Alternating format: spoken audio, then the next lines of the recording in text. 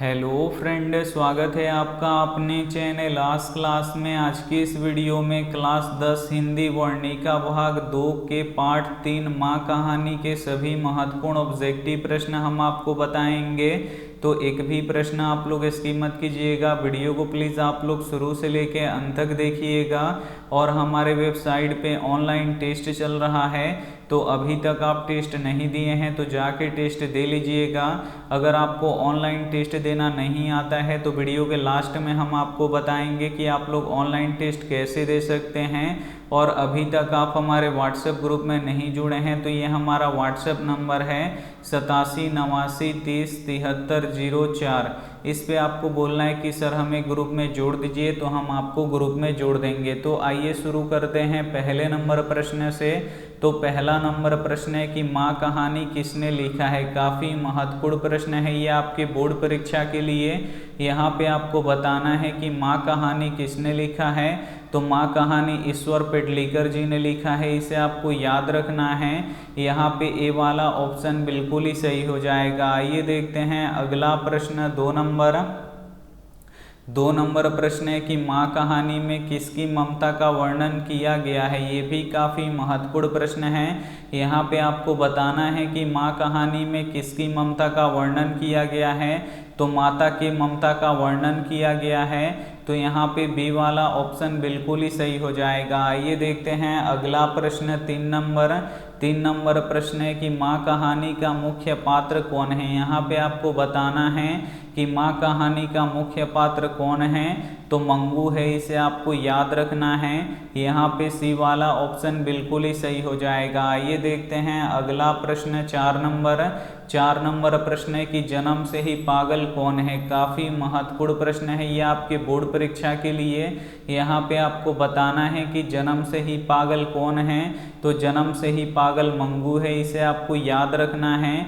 यहाँ पे सी वाला ऑप्शन बिल्कुल ही सही हो जाएगा। आइए देखते हैं अगला प्रश्न। पाँच नंबर प्रश्न है कि मंगू की बड़ी बहन का नाम क्या था। यहाँ पे आपको बताना है कि मंगू की बड़ी बहन का नाम क्या था। तो मंगू की बड़ी बहन का नाम कमू था। तो यहाँ पे बी वाला ऑप्शन बिल्कुल ही सही हो जाएगा। और अभी तक आप वीडियो को लाइक नहीं किए तो प्लीज़ आप लोग वीडियो को लाइक कर दीजिएगा। चैनल को सब्सक्राइब नहीं किए हैं तो चैनल को सब्सक्राइब करके साथ में बेल आइकन को ऑल पे दबा लीजिएगा, ताकि जब भी लाइव क्लास हो तो आपके पास नोटिफिकेशन पहुँचता रहे। आइए देखते हैं अगला प्रश्न।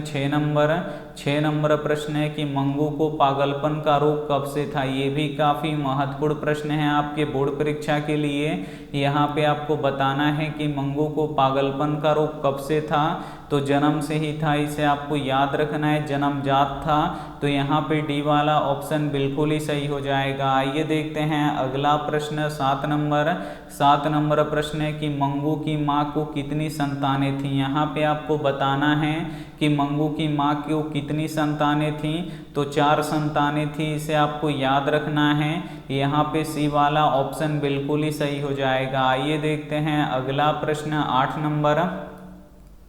8 नंबर प्रश्न है कि मंगू की उम्र कितनी थी। यहाँ पे आपको बताना है कि मंगू की उम्र कितनी थी। तो मंगू की उम्र 12 वर्ष थी, इसे आपको याद रखना है। और ये भी प्रश्न फाइनल बोर्ड परीक्षा में पूछा जाता है। तो यहाँ पे सी वाला ऑप्शन बिल्कुल ही सही हो जाएगा। आइए देखते हैं अगला प्रश्न।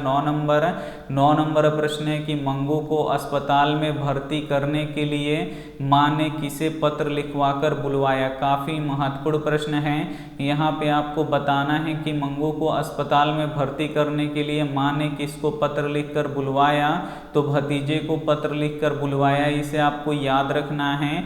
यहाँ पे बी वाला ऑप्शन बिल्कुल ही सही हो जाएगा। आइए देखते हैं अगला प्रश्न। 10 नंबर प्रश्न है कि मंगू को अस्पताल ले जाते समय माँ, यहाँ पे आपको बताना है कि मंगू को ले जाते समय माँ कैसी थी। तो उदास थी, इसे आपको याद रखना है। यहाँ पे बी वाला ऑप्शन बिल्कुल ही सही हो जाएगा। आइए देखते हैं अगला प्रश्न।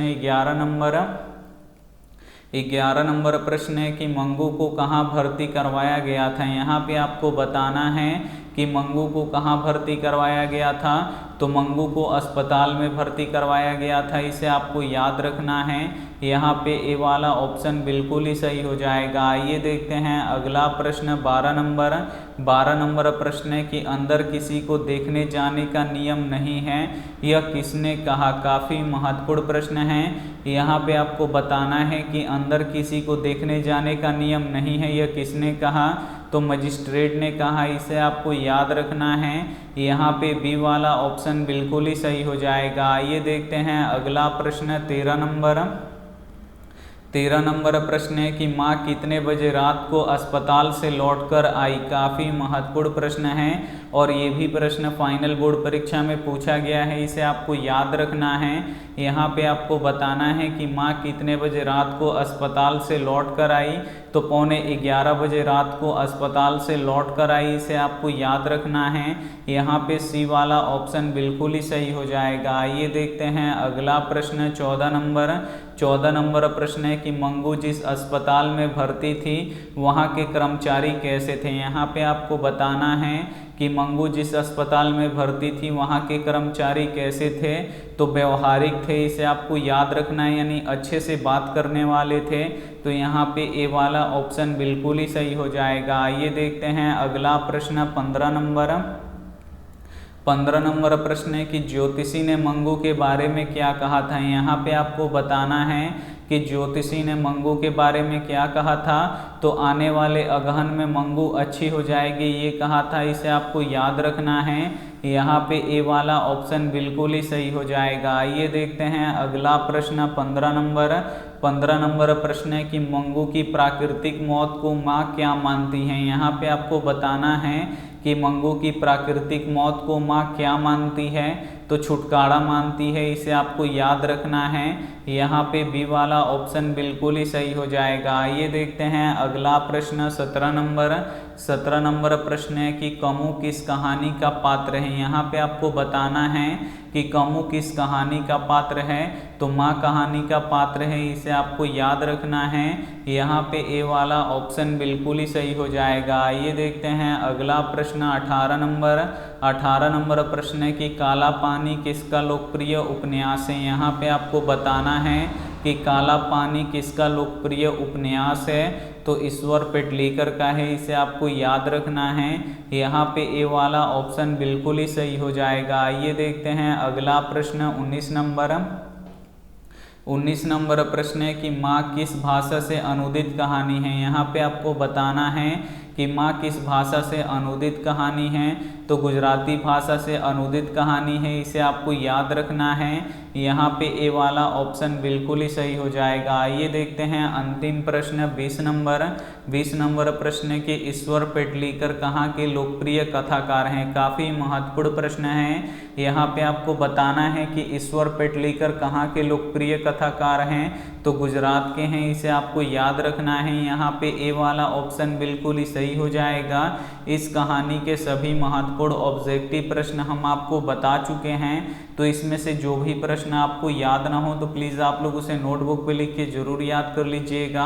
अब हम यहाँ पे आपको बताएंगे कि आप लोग ऑनलाइन टेस्ट कैसे दे सकते हैं। तो सभी के फ़ोन में होता है क्रोम या गूगल, तो आपको ओपन कर लेना है और जैसे ही ओपन होगा तो यहाँ पे एक सर्च बॉक्स दिखेगा, तो इस सर्च बॉक्स में लिखना है आपको आस्क क्लास, और आस्क क्लास लिख के सर्च कर देना है। तो जैसे ही सर्च कीजिएगा यहाँ पे आस्क क्लास लिखा हुआ आ जाएगा, तो इसी पे आपको क्लिक करना है और जैसे ही क्लिक कीजिएगा आप हमारे ऑफिशियल वेबसाइट पे आ जाइएगा।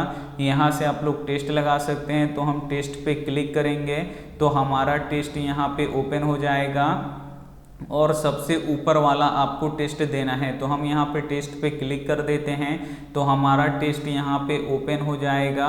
तो ये हमारा टेस्ट ओपन हो चुका है। अब हम यहाँ पे थोड़ा सा नीचे आएंगे तो बस यहाँ पे आपको स्टार्ट का बटन मिलेगा, तो स्टार्ट पे क्लिक करना है और यहाँ पे आप लोग अपना नाम लिख दीजिएगा।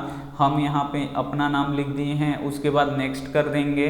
तो नेक्स्ट करेंगे तो यहाँ पे देखिए 20 क्वेश्चन आपको मिलेगा और प्रत्येक क्वेश्चन का 4 ऑप्शन मिलेगा। मिलेगा, जिसमें से एक ही सही होगा। अगर सही पे टिक कीजिएगा तो ग्रीन हो जाएगा और गलत पे कीजिएगा तो रेड हो जाएगा। तो ऐसे ही करके आपको टिक करना है। तो यहाँ आप देखिए सोने के आभूषणों की शुद्धता की पहचान के लिए किस चिन्ह का प्रयोग किया जाता है, तो हॉलमार्क का किया जाता है। तो देखिए सही हो गया, अगर गलत होता तो रेड हो जाता। दूसरा हम यहाँ पे गलत कर रहे हैं, बोल रहा है प्रश्न की सबसे प्राचीनतम भाषा कौन सी है, तो संस्कृत होती है, लेकिन हम उर्दू पे टिक करेंगे तो गलत हो जाएगा और जो सही ऑप्शन होगा वो यहाँ पे ग्रीन होके बता देगा आपको। तो ऐसे आप लोग टेस्ट लगा सकते हैं और यहाँ से PDF डाउनलोड कर सकते हैं। अगर आपको पता करना है कि बोर्ड परीक्षा में कैसे कैसे प्रश्न पूछे जाएंगे और यहाँ पे देखिए किस विषय से कितना ऑब्जेक्टिव में से कितना बनाना रहेगा, तो इस पोस्ट को आप लोगों को जरूर पढ़ना है। अगर आपको 5 विषयों का 100 नंबर का नोट्स यानी ऑब्जेक्टिव, यहाँ पे 100 ऑब्जेक्टिव प्रश्नों का PDF डाउनलोड करना है, नोट्स डाउनलोड करना है, तो इस पोस्ट को आपको ओपन करके डाउनलोड कर लेना है। मात्र 1 क्लिक में डाउनलोड हो जाएगा। अगर आपको क्वेश्चन बैंक पढ़ना है तो यहाँ से आप लोग क्वेश्चन बैंक पढ़ सकते हैं और सब्जेक्टिव और ऑब्जेक्टिव पढ़ना है चैप्टर वाइज, तो यहाँ से आप लोग पढ़ सकते हैं। तो थैंक यू फॉर वॉचिंग, मिलते हैं अगले वीडियो में। तब तक अपना ध्यान रखिए, मन लगा के पढ़ाई कीजिए। Take care and bye.